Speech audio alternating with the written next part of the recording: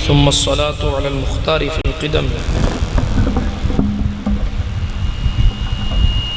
अमिन तज़क्कुरि जिरानिम busy सलमी मज़ज्तदम अन जरा मिन मुक़लतिन बिदमी मौला या सल्ली वसल्लिम दाइमन अबदा अला हबीबिका खैरिल खल्क़ि कुल्लिहिम मुहम्मदुन सय्यिदुल कौनैनि वस्सक़लैन वल फ़रीक़ैनि मिन उर्बिन व मिन अजमी हुवल हबीबुल्लज़ी तुरजा शफ़ाअतुहु लिकुल्लि हौलिम मिनल अहवालि मुक़्तहमी सुम्मा रिदा अन अबी बकर व अन उमर व अन अली व अन उस्मान ज़िल करमी वल आलि वस्सहबी सुम्मा ताबिईन लहुम अहलि तुक़ा वन नुक़ा वल हिल्मि वल करमी या रब्बी बिल मुस्तफ़ा बल्लिग़ मक़ासिदना या रब्बी बिल मुस्तफ़ा बल्लिग़ मक़ासिदना या रब्बी बिल मुस्तफ़ा बल्लिग़ मक़ासिदना वग़फ़िर लना मा मज़ा या वासिअल करमी अम्मा बाद फ़अऊज़ु बिल्लाहि मिनश शैतानिर रजीम बिस्मिल्लाहिर रहमानिर रहीम या अय्युहल्लज़ीना आमनुत्तक़ुल्लाहा हक़्क़ तुक़ातिह वला तमूतुन्न इल्ला व अंतुम मुस्लिमून सदक़ल्लाहुल अलियुल अज़ीम व सदक़ रसूलुहुन नबियुल अमीनुल मतीनुल उम्मियुल करीमुर रऊफ़ुर रहीम व नहनु अला ज़ालिका लमिनश शाहिदीन व शाकिरीन वल आमिनीन वल मुतमइन्नीन वल्हम्दुलिल्लाहि रब्बिल आलमीन। हम पे अहमद का होसाया, हम पे अशरफ का करम, सय्यदी मुख्तार अशरफ बासफ़ा के वास्ते आए अशरफ ज़माना ज़मानाए मददनुमा दरहाए बस्तराज़ कलीद करम कुशा सरवरा शाहा करीमा दस्तगीरा अशरफा हुर्मत रूह पैम्बर यक नज़र कुनसूए माँ मौइनुद्दीन हसन आलम पनाहे बसूए माँ गरीबा यक निगाहे पीरे पीरा मीरे मीरा शाहे जिला गौसे पाक एक नज़रदारी बरहाली माँ परेशान गौसे पाक ली खमसतु नुत्फ़ी बिहा हर्रल वबाइल हातिमा अल मुस्तफ़ा वल मुर्तज़ा वब्नाहुमा वल फ़ातिमा बकार ख़ैश हैरानम मग़िस्नी या रसूल अल्लाह परेशानम परेशानम मग़िस्नी या रसूल अल्लाह नदानम जुस्तु मावाए नदारम जुस्तु मल जाए तुई खुद साजो सामानम मग़िस्नी या रसूल अल्लाह शहाब कस नवाजी कुन तबीबा चारा साजी कुन मरीज़े दर्द इस्यानम मग़िस्नी या रसूल अल्लाह रज़ायत साइले बेपर तुई सुल्तान लातनहर शाह बहरे अज़ीं ख़ानम मग़िस्नी या रसूल अल्लाह सल्लल्लाहु तआला अलैहि वसल्लम इलाही खैर गर्दानी बेहक़ मुस्तफ़ा व मुर्तज़ा व शाह जिलानी व शाह सिमनानी। आइए इस बूढ़ी रात में कुछ अर्ज़ व मारूज़ से क़ब्ल अपने असलाफ़ के तरीक़े के मुताबिक बारगाह रिसालत पाक में जी लगाकर बावाज़ बुलंद दुरूद पाक का तोहफ़ा इस यकीन के साथ पढ़ें कि हम यहाँ बैठ कर पढ़ते हैं, मुस्तफ़ा मदीने से ख़ुद सुनते हैं। सुभान अल्लाह। पढ़िए दुरूद पाक अल्लाहुम्मा सल्लि अला सय्यिदिना व मौलाना मुहम्मद। बावाज़ बुलंद पढ़ें। बावाज़ बुलंद का तर्जुमा होता है बुलंद आवाज़ से पढ़ें। पढ़ें बावाज़ बुलंद अल्लाहुम्मा सल्लि अला सय्यिदिना व मौलाना मुहम्मद व अला आलि सय्यिदिना व मौलाना मुहम्मद सलातन तुनज्जीना बिहा मिन जमीइल अहवालि वल आफ़ात व तक़दी लना बिहा जमीअल हाजात व तुताहिरुना बिहा मिन जमीइस सय्यिआत व तरफ़उना बिहा इंदका अला दरजात व तुबल्लिगुना बिहा अक़सल गायात मिन जमीइल खैरात फ़िल हयात व बअदल ममात इन्नका क़रीबुन मुजीबुद दाअवात व अंता अला कुल्लि शैइन क़दीर। अल्लाह सुब्हानहू व तआला का बड़ा एहसान है कि उसने हमें और आपको इस महफ़िल में बैठने की सआदत मरहमत फरमाई है।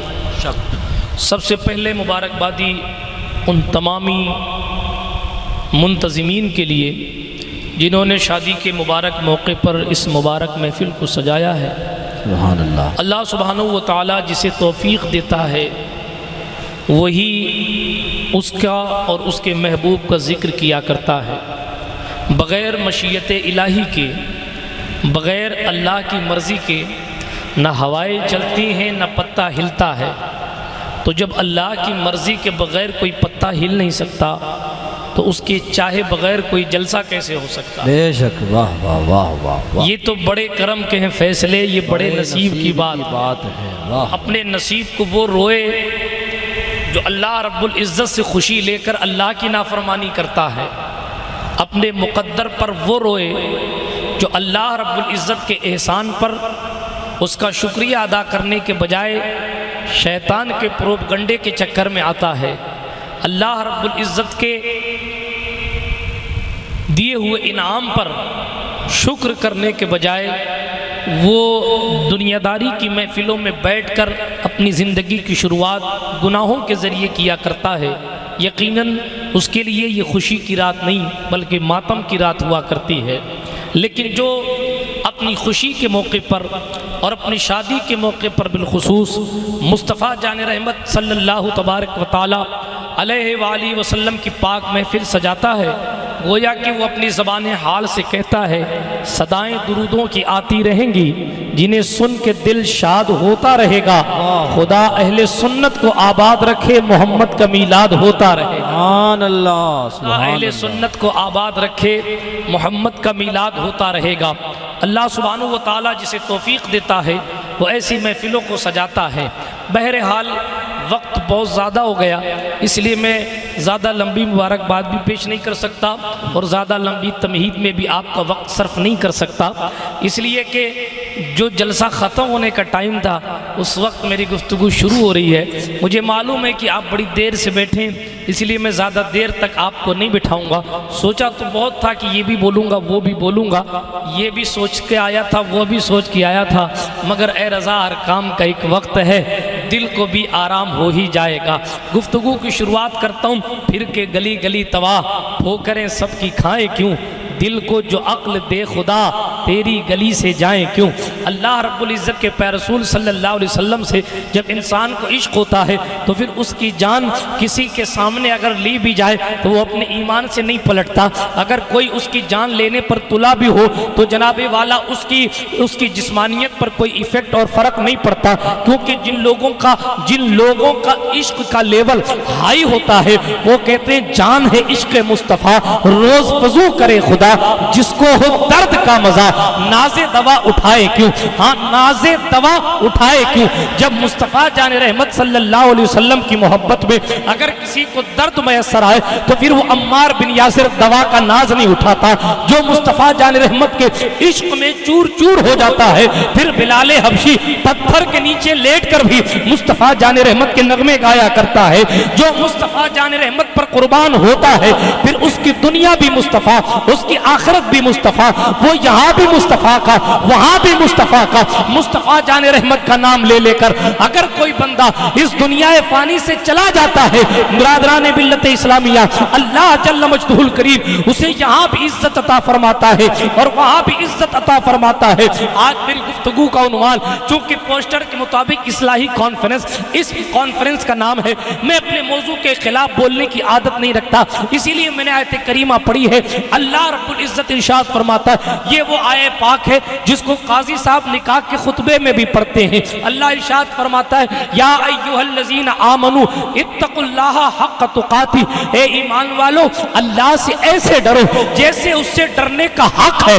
वला तमुतुन्ना इल्ला व अंतुम मुस्लिमून, और जब तुम्हारे इंतकाल का वक्त आए वला तमुतुन्ना लफ्ज़ तर्जुमा ये है मत मरो मगर इस हाल में कि तुम मुसलमान हो, यानी तुम मुसलमान होकर ही मरो। जिंदगी जियो तो अल्लाह के खौफ से जियो, किसी और का डर नहीं। अगर दिल में डर हो तो रब्बे काबा का डर हो। अगर कोई इंसान सच्चे तौर पर रब्बे काबा से डरने लगता है फिर उससे हुकूमतों को कोई खौफ, उसे हुकूमतों का कोई खौफ नहीं होता, क्योंकि हमारे बड़े कह गए जो डरते थे दुनिया से उन्हें खा गई दुनिया, और जो डरते थे खुदा से वो छा गए दुनिया पर। अगर दुनिया पर छाना है तो खुदा से डरना सीखो। जब बंदा खुदा से डरता है तो सारी कायनात सिमट कर उसके कदमों में आ जाती है और वो यही कहता है कि मोहम्मद से वफा तूने तो हम तेरे हैं, ये जहां चीज है क्या लौहो कलम। बिरादराने मिल्लत इस्लामिया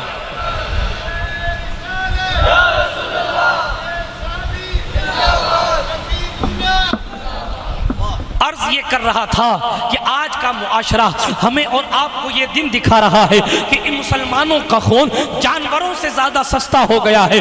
कभी किसी जानवर के नाम पर, कभी किसी मजहबी नारे के नाम पर, कभी सिर्फ दाढ़ी के नाम पर, कभी सिर्फ कुरान के हाफिज होने की वजह से, कभी किसी की टोपी देखकर, कभी किसी का नाम पढ़कर उसकी जान लेने पर कौमें तुली हुई हैं।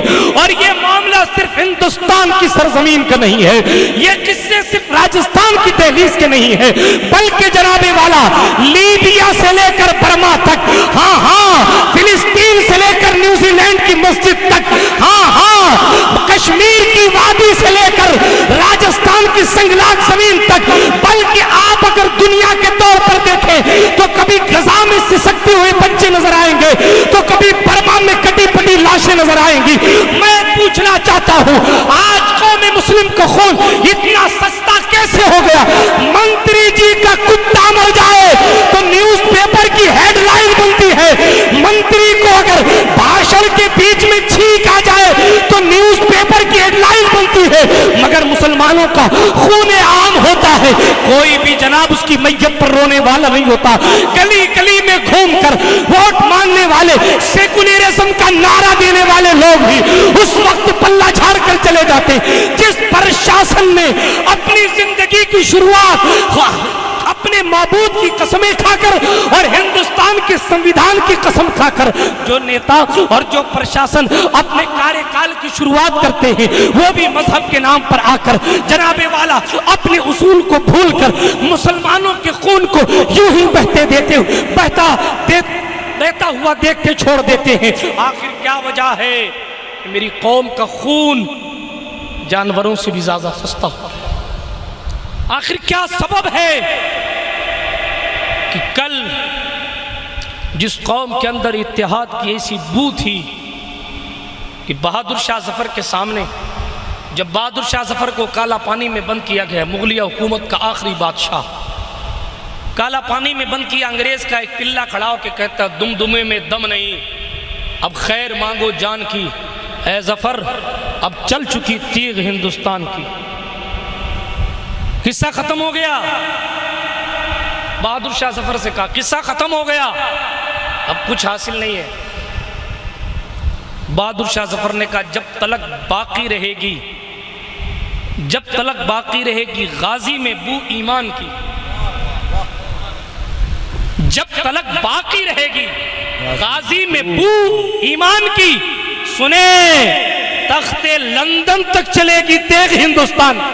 वाह वाह, सुभान अल्लाह। जो जान लबों जा बलब होकर भी अपने ईमान का प्रमाण और सबूत पेश करते हुए जाते थे।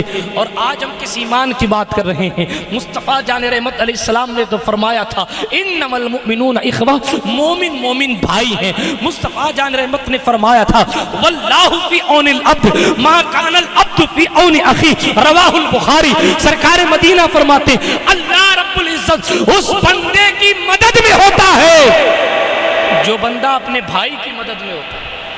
मगर यहाँ कौन सी मदद? चंद अफराद को छोड़ दीजिए तो अगर पावर मिल जाए तो ज़मीन दबाने की कोशिश में। कौन सी मदद और कौन सी मुसलमानों की आपस की मोहब्बत की बात कर रहे हैं? यहाँ तो हाल ये है कि भाई का बिजनेस फेल कैसे हो जाए इसका पूरा प्रोपगंडा खुद भाई करता हुआ नजर आता है। सोचने की बात यह है, गौर करने का मकाम है। आज का सबसे बड़ा लम्हा फिक्रिया यही है कि हमारा खून इतना सस्ता कैसे हो गया। तवज्जो के साथ सुने, वो जो भाई बैठे हुए वो कोई खारजी तो नहीं ना, अपने वाले हैं ना। दुरूद पाक पढ़े अल्लाहुम्मा सल्ली अला सय्यिदना जद्दिल हसन वल हुसैन वाला आले सय्यिदना जद्दिल हसन वल हुसैन। मेरी कौम को हमारी बातें सुनने की फुर्सत नहीं है तो अमल करने की तौफीक का हो। बहरहाल हमारा काम कहना और हम कहते रहेंगे, वमा अलैना इल्लल बलाग कह के जाते रहेंगे। अब आपका मुकद्दर है, चाहे जिधर जाएं। रब ने अक्ल भी दे दी, दिमाग भी दे दिया, रास्ता भी हुजूर ने आके बता दिया, ये जन्नत का है, ये जहन्नम का है। अब आपका मुकद्दर चाहे इधर जाओ चाहे इधर जाओ, कोई हाथ पकड़ के घसीट के तो लेके जाएगा नहीं ना। आपको अल्लाह ने अक्ल दी है, आप जिस तरफ चाहे जाएं। हमारा काम हुजूर अलैहिस्सलातु व तस्लीम की सुन्नत को अदा करना, हुजूर अलैहिस्सलातु व तस्लीम दीन की शरीयत को फॉलो करके लोगों को तक पहुंचाना है, वही अब अपनी ड्यूटी को निभा रहे। अर्ज ये कर रहा था सबसे पहली बात कि आज हमारा खून इतना सस्ता क्यों हो गया और हमारी मदद को मशीयत और कुदरत क्यों नहीं आती? आखिर क्या वजह है हमारा खून इतना सस्ता हो गया? चले आगे बढ़ूं उससे पहले एक रिवायत पढ़ दूं। मेरी कौम के अक्सर नौजवान यहाँ बैठे हैं, बड़ी तेजी के साथ रिवायत पढ़ता हुआ चलो। जनाबे वाला सुने, रिवायत में आता है कि बंदा जब बेनमाजी हो जाता है, मैं हाथ नहीं उठवाऊंगा मगर अगर मेरे दिल का टेस्ट किया जाए तो जवाब यही आएगा कि इसमें से अक्सर बेनमाजी। मगर सच्चाई सुने, रिवायत सुने। रिवायत में ये कि जब बंदा बेनमाजी होता है, जब नमाज पढ़ने की आदत मुसलमान छोड़ चुका होता है, उस रिवायत में ये लिखा है, गालिबन तबकातुल औलिया की रिवायत है, उस रिवायत में ये लिखा है कि जब बंदा नमाज छोड़ देता है और बेनमाजी बन जाता है, वो बड़ा हो या छोटा हो, मालदार हो कि गरीब हो, उसने कलमा पढ़ा है, मोहम्मद अरबी से मोहब्बत करता है और नमाज छोड़ता है। रिवायत में आया है कि जब बेनमाजी नमाज छोड़ के बैठता है तो जमीन के कीड़े मकोड़े भी उससे नफरत करते हैं। जमीन के कीड़े मकोड़े कहते ए मेरे अल्लाह, हमें इतनी ताकत अता फरमा दे कि हम बेनमाजी को कत्ल कर दें। जमीन के छोटे छोटे कीड़े मकोड़े। रिवायत में आता है कि जब खाने वाला बेनमाजी लुकमा उठाकर खाता है ना, तो वो लुकमा भी उस बेनमाजी के लिए बद्दुआ करता है। तौबा अल्लाह। अब आप धड़कते सुन्नी दिल पर हाथ रखकर मुझे बताएं कि जब हमारे अमल की वजह से जमीन के कीड़े मकोड़े हमसे नफरत करते हैं, तो हुकूमतें जो गैरों की है वो हमसे मोहब्बत कैसे कर सकती? अल्लाह ने फरमाया मैं तुम्हारी मदद करूंगा मगर तुम अपने भाई की मदद में रहना। मगर हमने तो भाई की मदद करने के बजाय उसका माल लूटने की कोशिश की। मदद पहले खुदा की आती थी, उन लोगों का अंदाज ये होता था कि वो खुद तो भूखे रह जाते थे, लोगों को खाना खिला दिया करते। हज़रत अबू अब्दुल्ला वाक़िदी नाम के एक बुजुर्ग गुजरे रहमतुल्लाह ताला अलैह, वो कहते रमज़ानुल मुबारक का मुक़द्दस महीना था, मेरे घर में खाने को कुछ नहीं था और चीज़ें मैसर नहीं थी जिससे हम ईद बना सकें। सुने पुरानी दास्तान। ईद रोज़ बरोज़ करीब आती थी और पैसा ना होने की वजह से मैं घर वालों के चेहरे को देखता था तो अफसुर्दगी का इजहार होता था कि साहब इतना माल नहीं कि हम खुशी से ईद मना सकें। एक दिन मेरी खादिमा ने आकर कहा, हुजूर ईद में चंद दिन बाकी रह गए हैं और हमारे पास इतना माल नहीं कि हम खुशी से ईद मना सकें। वो फरमाते हैं कि मेरी खादिमा के जुमले मेरे दिल पे लगे और मैं उठा और अपने दोस्तों को तलाश करके उनसे मदद मांगने लगा। तो मेरा एक ताजिर दोस्त, मैं उसके पास गया जो बिजनेसमैन था, मैंने कहा ये पैसे वाला वो दे देगा। जब मैं उसके पास पहुंचा और उसको मैंने अपने घर के हालात बताए, उसने बगैर कुछ कहे एक सील बंद मोहर बंद थैली मुझे पकड़ा दी, का ले जाओ, दुआओं में याद रखना। वो कहते हैं हमने अभी थैली घर लाई और घर ला के उस थैली को खोला तो देखा उसमें 1200 दिरहम थे, 1200 चांदी के सिक्के उसने हमें दिए थे।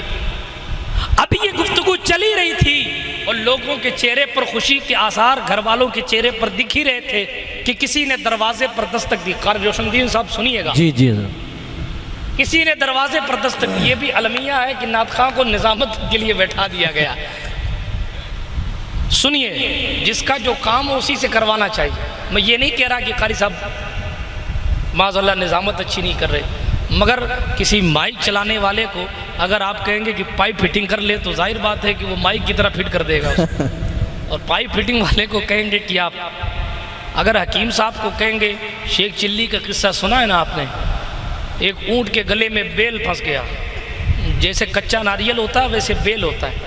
ऊँट के गले में जब बेल फंस गया तो देखा कि एक डॉक्टर साहब के पास ऊँट लाया गया। अब ऊँट बड़ा जानवर, उन्होंने कोई पत्थर या हथौड़ा उठा के मार दिया, बेल फूट गया, पेट के अंदर चला गया, ऊँट खड़ा होकर रवाना हो गया। खुदा की कुदरत, किसी इंसान के गले में भी कुछ फंस गया, गला नारियल की तरह कोई चीज़ उसके गले के अंदर फंस गई। शेख चिल्ली साहब, नीम हकीम खतरा जान, नीम मौलवी खतरा ईमान।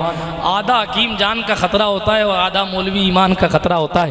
अब जनाब वाला जब उसको सामने लाया गया शेख चिल्ली के और कहा साहब इसके गले में नारियल फंस गया, आप इसका इलाज कर दो, तो जनाब मैं माज़अल्लाह ना कारी रोशनदीन साहब को इससे बिल्कुल ताबीर नहीं कर रहा ना, ये बहुत ही मुअज़्ज़ज़ नात ख़ां अल्हम्दुलिल्लाह राजस्थान के। मैं अर्ज़ ये कर रहा था तकरीब फ़हम के लिए, मैं उन लोगों को समझा रहा हूँ जिन्होंने इनको माइक थमाया, ये बेचारे क्या करें। इनको ये तो इनकी मोहब्बत है कि कौम वालों ने जिधर कहा उधर इन्होंने अपना क़िबला बदल लिया, मानी रुख फेर लिया। बिरादरान मिल्लत इस्लामिया, अर्ज़ ये कर रहा था कि जब उसको थोड़ा मारा गया, अब इंसान को आप थोड़ा मारेंगे तो नारियल फोड़ने के चक्कर में क्या बचेगा। बस बहरहाल उसकी नमाज जनाजा बाद में पढ़ा दी गई। हकीम साहब ऐसे भी गुजरे दुनिया में। एक हकीम साहब पूरे शहर में चेहरा खोल के घूमते थे, जब कब्रिस्तान आता था तो पर्दा डाल लेते थे। लोगों ने कहा जिससे पर्दा करना चाहिए उससे तो नहीं करते, कब्रिस्तान आते हो तो चेहरा छुपा लेते हो, सबब क्या है। उस नीम हकीम ने कहा इसमें से अक्सर जो यहाँ सोए हैं वो मेरी दवा की वजह से सोए हैं, इसलिए मैं इनसे मुंह छुपा के चला जाता हूँ। तो इसीलिए आप आइंदा से ख्याल रखिएगा कि नात खां से नात ही पढ़वाया कीजिए। ये इन पर जुल्म आप कर रहे हैं कि आप इनसे निजामत करवा रहे हैं। ये तो इनकी मोहब्बतों का शुक्रिया कि जितना नाजिम नहीं बोलता अल्हम्दुलिल्लाह माइक पे उससे ज़्यादा बोल रहे, बड़ा साथ दे रहे। अल्लाह ताला इनको खुश रखे, आमीन। तो कहते मैं चंदा थोड़ी मांग रहा हूँ। तो मैं किस्सा क्या सुना रहा था, याद है आपको? अशरफ, आपको याद है? दिल के फपोले चल उठे सीने के दाग से, इस घर को आग लग गई घर के चिराग से। चलिए मैं बड़ी तेज़ी से सुना देता हूँ। अर्ज़ ये कर रहा था कि जैसे उन्होंने अपने ताजिर दोस्त से थैली मांगी, उसमें 1200 दिरहम गिने और अभी थैली रखी थी कि दरवाजे पर दस्तक हुई। जब दरवाजे पर दस्तक हुई तो एक सैयद साहब उनके घर की दहलीज पर पहुंचे, उनका इस्तकबाल किया, एहतराम के साथ बिठाया गया। सैयद साहब ने कहा तुम मेरे अजीज़ दोस्त हो, मेरी ख़ानदानी फितरत नहीं है कि मैं किसी से कुछ मांगूं, मगर तुम मेरे बहुत ख़ास दोस्त हो। मेरे घर के हालात बहुत ख़राब हैं, मेरे घर के हालात बहुत ख़राब हैं। ईद हमारे सर पे है, अगर कुछ रकम तुम्हारे पास हो तो हमें दे दो। घर की हालत ये थी कि 1200 दिरहम उधार मांग के लाया और अभी सैयद साहब ने तकाजा कर लिया। मुसलमान थे कैसे ये देख लिया। सैयद साहब ने तकाजा कर लिया, फौरन बीवी से मशवरा करने गए और उस दौर की खवातीन पर भी मेरी जिंदगी कुर्बान। बीवी से मशवरा किया क्या करूं। बीवी ने पूछा आपका दिल क्या कहता है।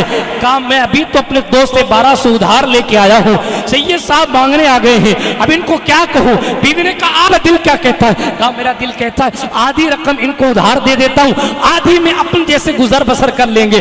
बीवी ने कहा वाह साहब वाह, किसी गैर दोस्त के पास आप जाएं तो वो आप आम आदमी हैं, आपको वो 1200 दिरहम बगैर मांगे दे दे और अहमद मुख्तार का शहजादा आपके घर आए और आप उसे आधा उधार देंगे। आपकी मोहब्बत गवारा करती है। वो कहते मेरी अपनी निगाहें झुका ली। कहा फिर बता तू ऐ मेरी शरीकी हयात क्या किया जाए। कहा सारा माल उठाकर सैयदा ज़हरा के बच्चे के कदम में रख दिया जाए, फिर अल्लाह जाने और उसका रसूल जाने, ईद जैसी होगी देखी जाएगी। अल्लाह गनी। सारा माल उठाया गया, सैयद साहब की खिदमत में पेश कर दिया गया। सैयद साहब की खिदमत में माल पेश किया, सैयद साहब ने माल लिया, दुआ देते हुए घर चले गए। वाह वाह। फिर वही ताजिर, वही बिजनेसमैन जिसने 1200 रुपए की थैली दी थी, वो सैयद साहब के घर पहुंचा। उसको कुछ मालूम नहीं है कि कहानी क्या है, मगर वो सैयद साहब के घर पहुंचा, दरवाजे पर दस्तक दी। देने के बाद सैयद साहब से कहा हुजूर आप मेरे खास दोस्त हैं, मेरे पास पैसे नहीं है, ईद मनानी है, मेरी मदद कीजिए। सैयद साहब ने वही थैली जो लेके आए थे उठा के वापस उसी को दी थी। अब सैयद साहब को क्या मालूम कि इसी से चली है लेकिन थैली उठाई उनको दे दिया। सैयद साहब भी सैयद साहब थे ना। वाह वाह वाह वाह। आज तो इल्ला माशाअल्लाह, मैं छोटा मुंह बड़ी बात हो जाएगी, मगर सादात का काम, सादात की शान में शान सखावत भी है। सिर्फ जमा करके जेब में भर लेना सैयदों का तरीका नहीं होना चाहिए। रैक के फाकों में गरीबों को खिलाने वाले ऐसे होते हैं मोहम्मद के घराने। सुनिए, अर्ज ये कर रहा था, सैयद साहब के घर में भूख का आलम है, रमजान की मुकद्दस रातें गुजर रही, ईद सर पे है, ये खुद पैसा उधार मांग के लाए। मगर उस बिजनेसमैन ने कहा हुजूर मेरे पास कुछ नहीं। इन्होंने थैली उठा के उसको दे दी। जब थैली उठा के उसको दे दी, उसने थैली देखी और पहचान ली। और जब अपने घर गया तो फिर उस हजरत अबू अब्दुल्ला को बुलाया और बुला के कहा तुमको मैंने जो थैली दी थी वो कहाँ गई? कहा वो सैयद साहब आए थे, उनके घर के हालात ठीक नहीं थे, मैंने उनको दी थी। कहा यही तो है।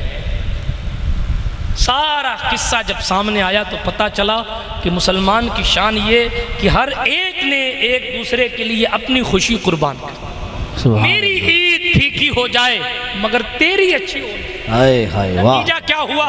याह्या बिन खालिद गालिबन नाम था वहाँ के उस वक्त के गवर्नर का, हाकिम का, उस तक ये बात पहुंची कि मुसलमान ऐसे और इस शान वाले कि ताजिर ने थैली दी हजरत अबू अब्दुल्ला को, उन्होंने थैली दे दी सैयद साहब को, सैयद साहब से फिर मांग लिए ताजिर ने तो उन्होंने थैली दे दी फिर ताजिर को।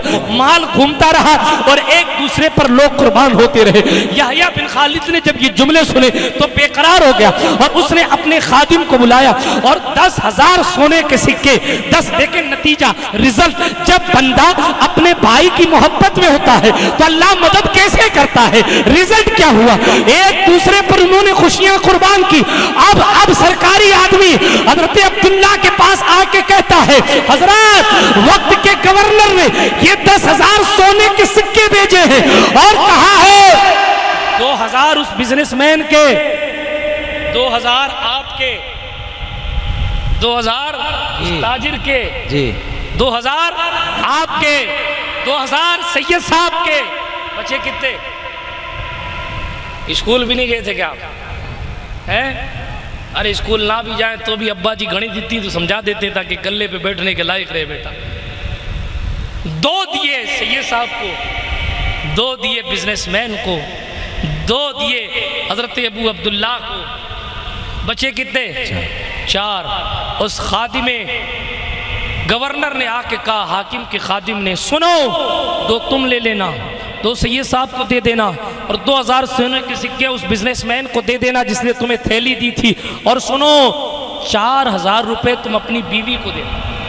अल्लाह अल्लाह। 4,000 रुपए का। वो क्यों? का इसलिए कि तुम में सबसे ज्यादा सखावत अगर किसी ने की है तो तुम्हारी बीवी ने। सुभान अल्लाह। जिस वक्त तुम्हारा दिल ये कह रहा था कि दूं न दूं, उस वक्त उसने ये कहा नहीं सब कुछ दे दो। उसी सब कुछ देने का नतीजा है कि मैं चांदी के सिक्के नहीं तुम्हें सोने के सिक्के दे रहा हूँ। बिरादराने मिल्लत इस्लामिया, ये हाल था मुसलमानों का।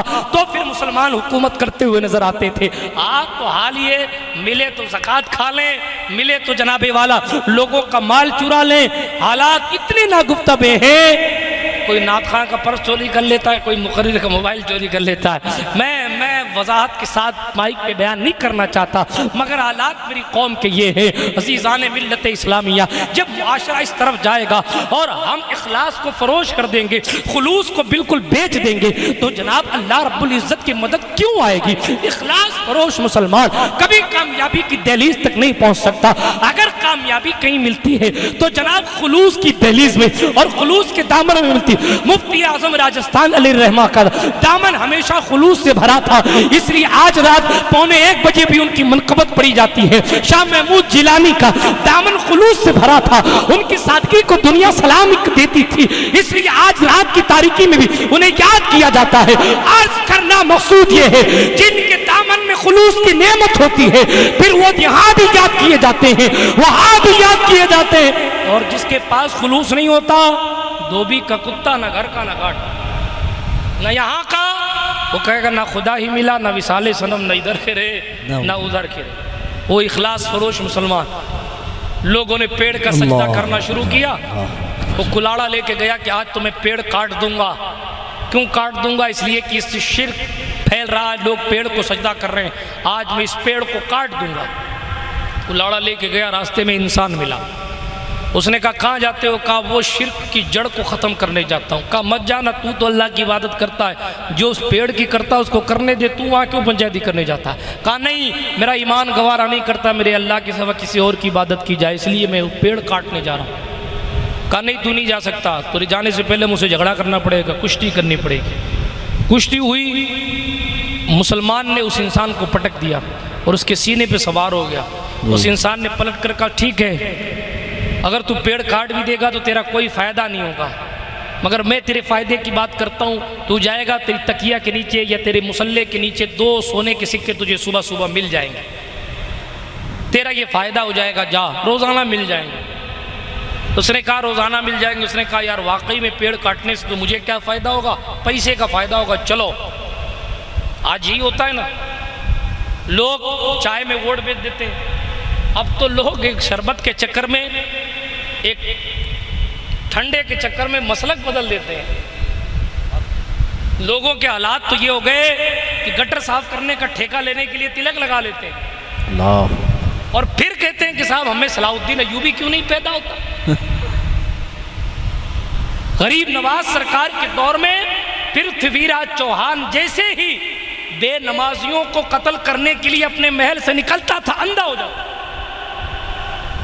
और जैसे ही अपने इरादे से तौबा करता कि मैं नमाजियों को तकलीफ नहीं दूंगा, ठीक हो जाता। वाह वाह। जैसे फिर ये ख्याल करता कि मैं नमाजियों को कत्ल करवा दूंगा, फिर अंधा हो जाता। वाह। वहां भी तो अल्लाह की मदद थी, बेशक बेशक। आज क्यों नहीं है? क्या सबब है? मुसलमान इखलास फरोश हो गया। मुसलमान ने अपने महबूब से रिश्ता कमज़ोर कर लिया। मुसलमान ने अपने बड़ों से रिश्ता कमज़ोर कर लिया। यही वजह है कि जिधर निगाह डालें उधर मुसलमानों को, मस्जिद तक न्यूजीलैंड की मस्जिद के अंदर मुसलमानों का कत्ले आम हो रहा है, और रिपोर्टें सिर्फ ये कहकर खामोश हो जा रही है साहब पागल था इसलिए इसने गोली चला दी। झूठी बात है। किसी पागल को कैसे पता कि ये जुमे का वक्त है? मैंने जयपुर के इंटरव्यू में भी ये जुमला कहा था, किसी पागल को कैसे पता कि ये जुमे का वक्त है? किसी पागल को कैसे पता कि गोली इंसान पे ही चलानी है? नहीं, कि सोची समझी साजिश थी कि जो दहशतगर्दी का नाम लेकर मुसलमानों के खून को बहाना मकसूद था। मगर रोना उस पर नहीं है, उससे ज़्यादा इस पर रोना है कि ये सब होने के बावजूद भी मेरी कौम का नौजवान टिकटॉक पर मुजरे कर रहा है। अल्लाह। इतना हाल हमारा खराब हो गया कि हम अपने मजलूम की मैयत पर इंटरनेट पर भी रो नहीं सकते। अगर हम एहतजाज की रैली निकाले तो सीसीटीवी कैमरे के फुटेज लेकर हमें किसी और केस में फंसाकर जेल के अंदर डाल दिया जाता है। मगर उसके बावजूद भी मुसलमान अपनी ताकत को बढ़ाने की कोशिश नहीं करता, बल्कि लोग एरे गहरे लोग एले गेले मशवरे देते को साहब भीड़ से बचना है तो लठ साथ रखो, भीड़ से बचना है तो 5 लोग साथ चलो। मैंने कहा 5 लोग साथ चलने से 10 लोगों के मुकाबले की बात नहीं है। बात सिर्फ इतनी है, अगर आज भी हो इब्राहिम सा ईमा पैदा आग कर सकती है, अंदाजे गुलिस्ता पैदा। हलाकू खान ने मुसलमानों के सरों को काटा और काटकर मुसलमानों के सरों का मीनार बनाया गया। उस वक्त भी इस्लाम खत्म नहीं हुआ था। एक जुमला और कह दो सफाई और सुथराई के लिए, अगर कोई ये चाहे कि मुसलमान परेशान हो जाएं तो संगठन मुसलमान को परेशान कर सकते हैं, मगर कोई ये चाहे कि इस्लाम खत्म हो जाए तो रोजाना नए संगठन भी बनाओगे तो भी कोई भी एक पत्ता इस्लाम के शजर का झड़ने वाला नहीं है, क्योंकि इस्लाम के इस पेड़ को सैयदा ज़हरा के बच्चों ने करबला में अपने खून से इतना सींच दिया है। हुकूमतों की नस्लें खत्म हो जाएंगी मगर इस्लाम पर कभी हाथ नहीं आएगा। इकबाल ने जब ये कहा था सारे जहां से अच्छा हिंदुस्तान हमारा, वही ये भी कहा था सुनो बातिल से डरने वाले ऐ आसमां नहीं हम 100 बार कर चुका है तू इम्तिहान हमारा। नारे तकबीर, नारे रिसालत, नारे रिसालत। कुछ बात है कि हस्ती मिट्टी नहीं हमारी, सदियों रहा है दुश्मन दौरे ज़मा हमारा, क्योंकि तौहीद की अमानत सीनों में है हमारे, आसा नहीं मिटाना नामो निशा हमारा। ऐ आबरूद गंगा वो दिन है याद तुझको उतरा तेरे किनारे, जब कारवां हमारा कोई इस्लाम पर हर्फ नहीं ला सकता, मगर हाँ अगर मुकम्मल आप और हम इस्लाम को फॉलो नहीं करेंगे तो नाम होगा इस्लाम का मानने वाला और परेशान मुसलमान होगा। बिरादरान मिल्लत इस्लामिया, अर्ज ये कर रहा था मुसलमानों का खून इसलिए सस्ता हो गया क्योंकि उसने अपने भाई की मदद छोड़ दी, उसने सच्ची नीयतों का जनाजा निकाल दिया। गुफ्तगू ख़त्म करता हूँ, उसने सच्ची नीयतों का जनाजा निकाल दिया। हालात तो ये हैं जनाब कि लोग काबतुल्लाह जाते थे ना, इमाम हसन बिन अली जैसी ज़ात, इमाम हसन पाक, इमाम हुसैन पाक के बड़े भाई, तो वो रोते थे और रो के कहते थे मौला मेरे हाल पर रहम फरमा। हज़रत इमाम हसन बसरी घंटों घंटों वहाँ आंसू बहाते थे। शहनशाह बगदाद सरकार गौस आज़म जिलानी काबे के खिलाफ को पकड़ के कहते मौला अब्दुल कादिर की ख़ताओं को माफ़ कर देना या हश्र में मुझे अंधा करके उठा। अल्लाह। और आज का मुसलमान जाता है तो चेहरे को काबे की दीवार पर लगा कर सेल्फी। खाने खुदा की ताज़ीम आपके दिल में नहीं, आपका खून जानवरों से सस्ता नहीं होगा तो फिर क्या होगा। अल्लाह। हुजूर अलैहिस्सलाम के आस्ताने की अदब की शान ये थी, हमारे बड़े कह गए ये वो दरबार है। फारसी शायर कहता अदब गाहेस ज़ेरे आसमां अज अर्श नाजुक तर, अर्श से ज़्यादा नाजुक अदब की जगह अगर ज़मीन पर कोई है तो ये मुस्तफ़ा का दरबार।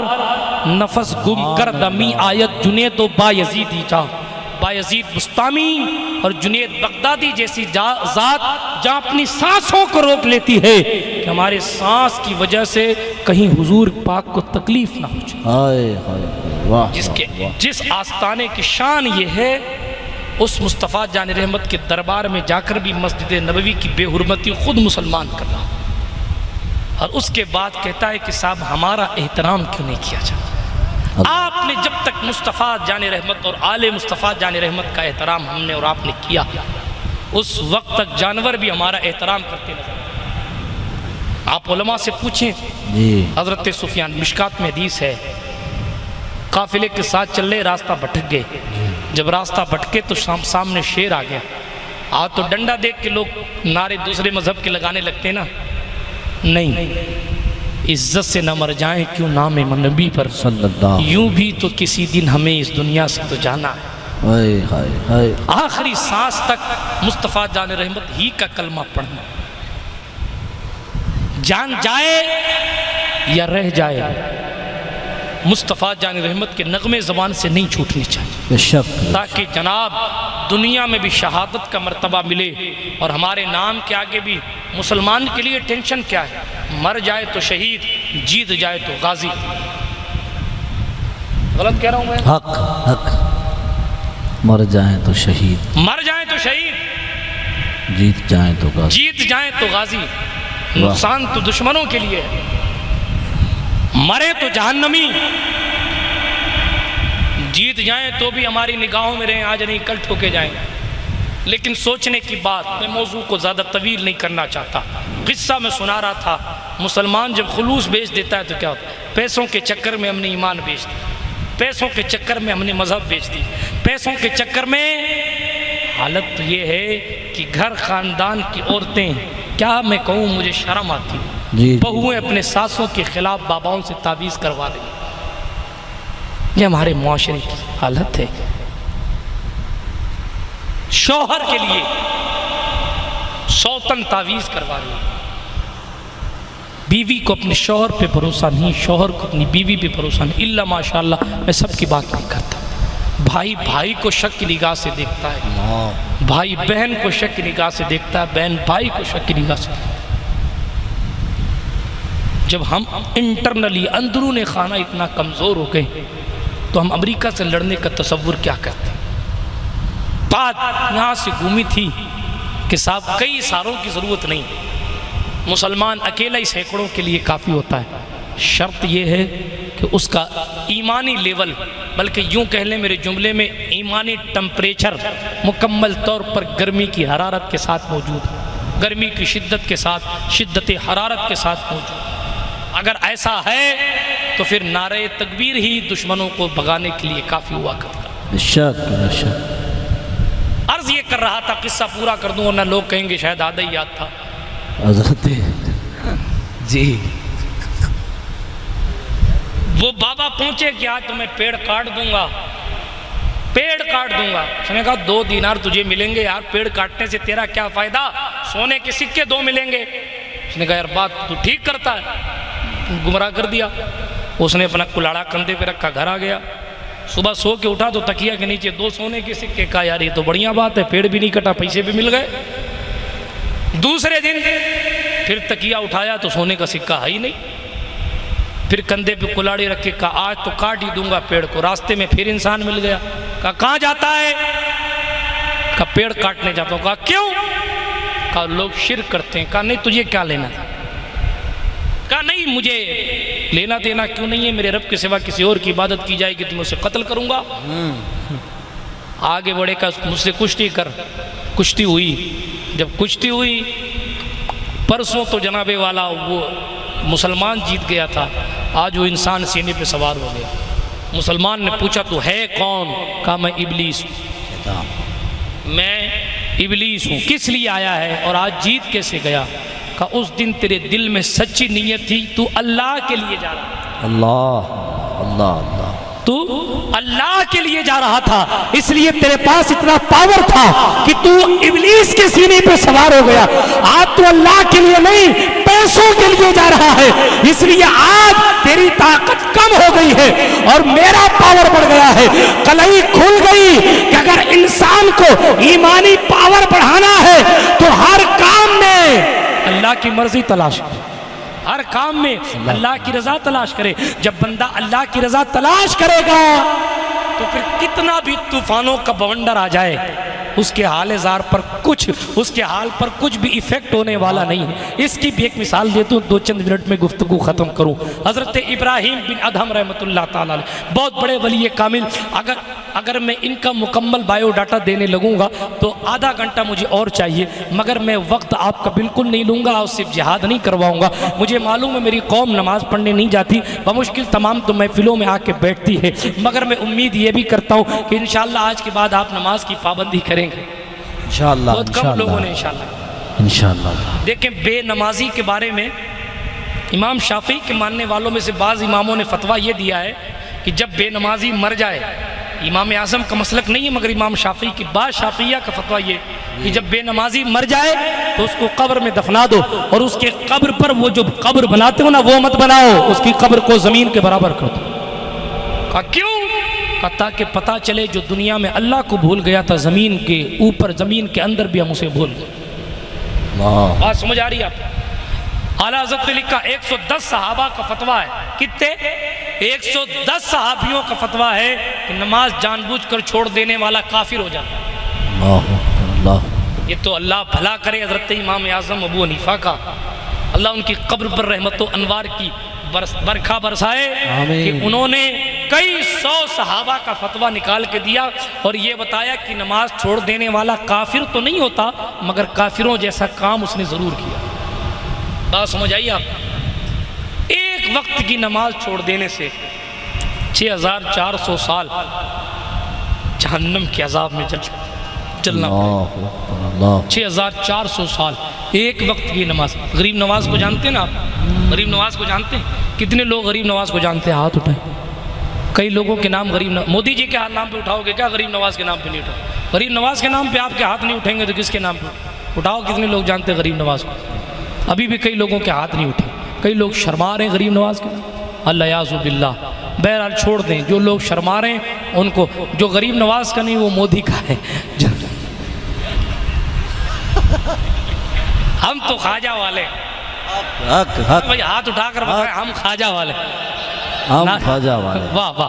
तो अर्ज ये कर रहा था बिरादरान मिल्लत इस्लामिया कि गरीब नवाज सरकार दुरूद पाक पढ़े। अल्लाहुम्मा सल्ली अला सय्यिदिना मौलाना मुहम्मदिन कमा तुहिब्बु व तरदा बिअन तुसल्ली अलैहि सलातु व सलामन अलैका रसूल अल्लाह सल्लल्लाहु अलैहि वसल्लम। मैं गुफ्तगू ख़त्म कर दूँ। हज़रत इब्राहीम बिन अदहम रहमतुल्लाह ताला अलैह बहुत बड़े बुज़ुर्ग हैं। यूँ समझ लें कि हिंदुस्तान ही नहीं पूरी दुनिया में औलिया कामिलीन में दो ऐसी शख्सियतें हैं जिनका स्पेशल तमाम वलियों में मकाम है। एक तो हज़रत इब्राहीम बिन अदम, जिन्होंने अल्लाह की रज़ा के लिए अपनी हुकूमत और बादशाहत को छोड़कर फ़कीरी इख्तियार कर ली, और दूसरे सरकार मखदूम पाक मखदूम किचौछा मीर कबीर सैयद अवहदुद्दीन मखदूम सुल्तान सैयद अशरफ जहांगीर समनानी, जिन्होंने रब की रज़ा के लिए हुकूमत को छोड़ा। ये दो शख्सियतें ऐसी हैं जिन्होंने अल्लाह की रज़ा के लिए हुकूमत को तर्क कर दिया, एक गरीब नवाज से पहले, एक गरीब नवाज के बाद के। तो अर्ज़ ये कर रहा था, इब्राहीम बिन अदम बहुत बड़ी ज़ात है। तो गरीब नवाज सरकार की बात बीच में आ गई थी, मैं उसको पूरा कर दूँ, वरना लोग कहेंगे सिर्फ नाम लेके बात छोड़ के चले गए। गरीब नवाज सरकार को सब जानते हैं, कोई हाथ उठाए वो भी जानता है, ना उठाए वो भी जानता है। हद तो ये है कि 6 रजब को आप बसों में देख लीजिएगा, माथे पे तिलक होगा और पूछो कहाँ जा रहे हो, दर्शन करने जा रहे हैं। ये एक्सपीरियंस है, सुनी सुनाई बात नहीं। तो ये गरीब नवाज सरकार का फैज़ान है। अर्ज़ ये कर रहा था जनाबे वाला, लोग पाकिस्तान से शरीफ साहब से पूछिए, आज ही शरीफ भाई बता रहे थे, सलाम भेजते हैं कि ख्वाजा साहब को सलाम कहिए। लोग वहाँ से तड़प के कहते हैं काश हमें एक बार गरीब नवाज सरकार का रोज़ा देखने को मिले। ये हमारा आपका मुकद्दर है, जब मन चाहा सुल्तानुल हिंद के रोज़े मुबारक की ज़ियारत कर। वरना लोग दुबई में रहकर खूबसूरत इमारतें तो देखते हैं, मगर तड़प के हमें मैसेज करते हैं हज़रत अजमेर जाना तो लाइव दिखा ज़रूर दे। ये मुझे परसों नरसों या कुछ दिन पहले पाकिस्तान से जो है वो दुबई से फ़ोन किया लोगों ने मैसेंजर पर, और दुबई से फ़ोन करके कहा हज़रत अजमेर शरीफ कब जाना है। मैंने कहा क्या हुआ, कहा बस एक बार जो है मुझे गरीब नवाज सरकार के रोज़े की ज़ियारत करवा। ऐसे कईयों के साथ होता है। क्यों? ये हमारा आपका मुकद्दर है कि अल्लाह ने हमें गरीब नवाज के करीब जगह अता फरमाई है, बल्कि गरीब नवाज के राजस्थान में जगह अता फरमाई। अर्ज़ ये कर रहा था, गरीब नवाज सरकार फरमाते हैं, सुने, गरीब नवाज सरकार फरमाते दलील आरिफीन में रिवायत लिखी कि बेनमाजी, सुन ले कान खोलकर, बेनमाजी जहन्नम की एक वादी है हाविया। उस वादी की गर्मी का आलम यह है कि उस वादी का एक कतरा अगर दुनिया में फेंक दिया जाए तो दुनिया का सारा पानी सूख जाएगा। अल्लाह अकबर, इतनी गर्म वादी है, और उस वादी में बेनमाजियों को डाला जाए। अल्लाह अकबर कबीरा। अब वो चाहे पीर साहब हों, चाहे सैयद साहब हों, चाहे वो बाबा गुरु घंटाल हों, चाहे वो बाबा बंगाली, कोई भी हो, जिसने कलमा पढ़कर नमाज नहीं पढ़ी उसको नमाज ना पढ़ने की वजह उस वादी में डाल दिया जाए। और जो पढ़ता ही नहीं है या जो मानता ही नहीं है उसका क्या होगा, अल्लाह उसका रसूल ही बेहतर जाने। बहरहाल मैं गुफ्तगू ख़त्म कर रहा था इब्राहीम बिन अदम का नाम लेकर। अर्ज़ ये कर रहा था कि जब बंदा खुदावंदे करीम की मोहब्बत में डूब जाता है और जब बंदा अल्लाह का हो जाता है तो फिर तूफ़ान उस पर कोई असर नहीं करता। इब्राहीम बिन अदम रहमतुल्लाह ताला अलैह एक जिहाद में जा रहे, मैं किस्सा पूरा नहीं सुनाऊंगा, बिल्कुल आधा सुनाऊंगा ताकि महल इस्तिशहाद यानी जो मेरा मौजू है बात उससे लग जाए। मौका रहा फिर याद दिलाइएगा तो पूरा किस्सा इंशाअल्लाह सुनाऊंगा। हज़रत इब्राहीम बिन अदम रास्ते से गुजर रहे हैं और जनाबे वाला कश्ती में सवार होने के लिए बैठे, कश्ती में सवार होने के लिए बैठे। हज़रत इब्राहीम बिन बशार गालिबन नाम है रावी का, वो भी साथ थे, और हज़रत अबू यूसुफ नाम के बुजुर्ग और एक बुजुर्ग और थे। बहरहाल ये 4 लोग कश्ती में बैठे जिहाद के लिए जा रहे थे। कश्ती वाले ने किराया मांगा। हज़रत इब्राहीम बिन बशार कहते हैं कि मेरे पास तो पैसे नहीं थे, हम तो फ़कीर लोग, हमारे पास गुजड़ी की सवा था ही कुछ नहीं, हम उसको एक सोने का सिक्का किराया कैसे देते। बहरहाल इससे पहले कि हमारे पास आए, इब्राहीम बिन अदम कश्ती से उतर के गए और चमकते हुए 4 सोने के सिक्के लेकर आए, और उसमें इतनी चमक थी कि उसको देखो तो आँख चुधिया जाती थी। बहरहाल उन्होंने उससे किराया अदा किया और हम कश्ती में बैठ कर चल दिए।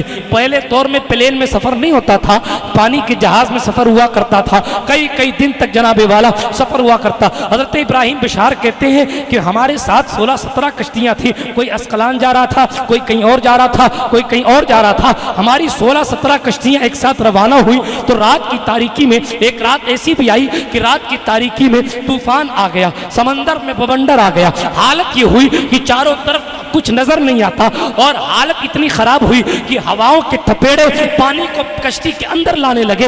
और जनाब वो कहते हैं हलाकत हमारी निगाहों के सामने हमें नजर आ रही थी। हमें लग रहा था अब कश्ती डूबी, तब कश्ती डूबी, अब मरे तब मरे। हालत इतनी खराब हो गई थी कि तूफान थमने का नाम नहीं ले रहा था, हमारी जान मुंह को आ गई। मगर हमने पलटकर इब्राहिम बिन अदहम को देखा तो वो चादर ओढ़कर सो रहे, सारे के सारे कह रहे अब मरे तब मरे। हाय हाय, वाह इब्राहिम बिन अदहम चादर ओढ़कर सो रहे, चादर ओढ़कर सो रहे, इब्राहिम बिन अदहम चादर ओढ़ के सो रहे। इब्राहिम बिशार कहते हैं मैं बड़ा परेशान, या अल्लाह अब क्या होगा। सारे के सारे अब तो इस दुनिया से जाने की तैयारी कर रहे हैं। अब सबको कमोबेश यकीन हो गया कि अब बचेंगे नहीं, इतना खतरनाक तूफान है। एक तो रात की सियाही, कुछ नजर आता नहीं, फिर हवाओं की तेजी और मौजों की वो समंदर की मौजें, समंदर की लहरें कश्तियों से टकराकर जहाजों का रुख मोड़ दे रही हैं और चलाने वाले समझ नहीं पाते कि हम कश्ती किधर लेकर जाएं। अल्लाह अकबर। जब बादल छा गया, सितारे दिखते नहीं, तो कश्ती का रूट तय कैसे हो सकता। लोगों ने सोचा अब कुछ नहीं हो सकता, अब तो मर जाएंगे। मगर इब्राहिम बिशार कहते मैंने नजर इब्राहिम बिन अदहम पे डाली, वो चादर ओढ़ कर सो रहे। हाय अल्लाह। अला इन्ना औलिया अल्लाह ला खौफुन अलैहिम वला हुम यहज़नून। किसी ने जाके जगाया उनको, कहते हम तो गए नहीं। किसी ने जाके कहा बाबा यहाँ लोग अपने जनाजे की तैयारी कर रहे हैं और आप सो रहे हो, उठो दुआ करो हमारे साथ, हाथ उठाओ ताकि हम मरने से बच जाए। इब्राहिम बिन अदहम को उठाया। अल्लाह की इज्जत की कसम, इब्राहिम बिशार के जुमले हैं कि जब इब्राहिम बिन अदहम उठे तो उन्होंने कलाम नहीं किया, यानी कुछ बोले नहीं, बल्कि उनके होठ भी नहीं हिले, बस आसमान की तरफ देखा और देखकर जैसे ही बैठे आवाज आई, ऐ समंदर की मौजों ख्याल रखो कश्ती में इब्राहिम बिन अदहम तशरीफ फरमा है। ऐ पानी की लहरों ख्याल रखो तुम्हारे ऊपर इब्राहिम बिन अदहम जलवागर है। ऐ तेज हवाओं अपनी औकात में रहो, तुम्हारे ऊपर इब्राहिम बिन अदहम जलवागर है। इब्राहिम बशार कहते हैं आवाज तो आती थी मगर आवाज देने वाला नजर नहीं आता था। और धीरे धीरे हवाएं भी खत्म हो गई, तूफान छट गया, सारी की सारी कश्तियां ठीक हो गई। अब लोग एक दूसरे से पूछते इब्राहिम अदहम कौन है। फकीर चादर ओढ़ के सो रहा, उसे क्या लेना देना, क्या हुआ क्या नहीं हुआ। इसीलिए किसी शायर ने कहा बदल जाते हैं निजाम हर दो आलम, आने वाहिद में अगर जिद पे आ जाए कोई दीवाना मोहम्मद का। इसीलिए कहता हूं ईमान पैदा करो। ईमान जब पैदा होता है तो ईमान वालों की शान तो ये है साहब, सारी हुकूमत मिलकर भी अगर अपनी जाकनी के आलम में अपनी माँ की जान बचाने की कोशिश करे तो सारी हुकूमतें मिलकर भी अपनी अपनी माँ की जान बचा नहीं सकती। लेकिन एक अली का शहजादा अगर अपना ईमान और ईमानी जज्बा दिखाने पर आए तो 12 साल पहले की डूबी हुई कश्ती को वक्त का शहंशाह, पीरों का पीर, मीरों का मीर, रोशन ज़मीर, कुतुब रब्बानी, शाहबाज लामकानी, किंदील नूरानी, सैयदुना शेख अबू मोहम्मद अब्दुल कादिर जिलानी अल हसनी वल हुसैनी बताते हैं मुसलमान सिर्फ मैयत पर मातम करने वाली जात का नाम नहीं है। मुसलमान तो अगर रब की बारगाह में जिद पे आ जाए तो 12 साल पहले मरे हुओं को जिंदा करके ही दम लेता है। बस गुफ्तगू इसी पर खत्म है। अगर आज भी हो इब्राहिम सा ईमान पैदा आग कर सकती है, अंदाज़े गुलिस्ता पैदा। इस ईमान को पैदा करने के लिए सबसे पहली बात गांठ बांध लें कि कुछ भी हो जाए नमाज नहीं छोड़नी, नमाज नहीं छोड़नी। जब ये आप खुशू और खुशू के साथ नमाजों की पाबंदी शुरू कर देंगे तो आपको इबादत की भी लज्जत मिलेगी, मुस्तफ़ा के इश्क की भी लज्जत मिलेगी। और इधर उधर फिरते रहे तो जनाब कभी इस पाले में कभी इस पाले में जिंदगी गुजर जाएगी, न कुछ यहाँ मिलेगा न कुछ वहाँ मिलेगा। अहले सुन्नत के इमाम ने कहा फिर के गली गली तबाह, ठोकरें सबकी खाए क्यों, दिल को जो अक्ल दे खुदा तेरी गली से जाए क्यों। जान है इश्क मुस्तफ़ा रोज वज़ू करे खुदा, जिसको हो दर्द का मजा नाजे दवा उठाए क्यों, जिसको हो दर्द का मजा नाजे दवा उठाए क्यों। बिरादरान मिल्लत इस्लामिया रब की बारगाह में दुआ करें मौला पाक इस महफिल पाक के सदक़े तुफ़ैल इस शादी को खाना आबादी बनाए और इन दोनों के दिन होने वाले तमाम शौहर और बीवियों के दरमियान ऐसी मोहब्बत अता फरमाए जैसी सुलेमान और बिल्कीस में अता फरमाई थी। आमीन बिहक़्क़ि ताहा व यासीन अस्तग़फ़िरुल्लाह रब्बी मिन कुल्लि ज़ंबि व अतूबु इलैह। खाक मुझ में कमाल रखा है, मुस्तफ़ा ने संभाल रखा है, मेरे ऐबों पे डाल कर पर्दा मुझको अच्छों में डाल रखा है। व आखिरु दावाना अनिल हम्दुलिल्लाहि रब्बिल आलमीन। अस्सलामु अलैकुम व रहमतुल्लाह।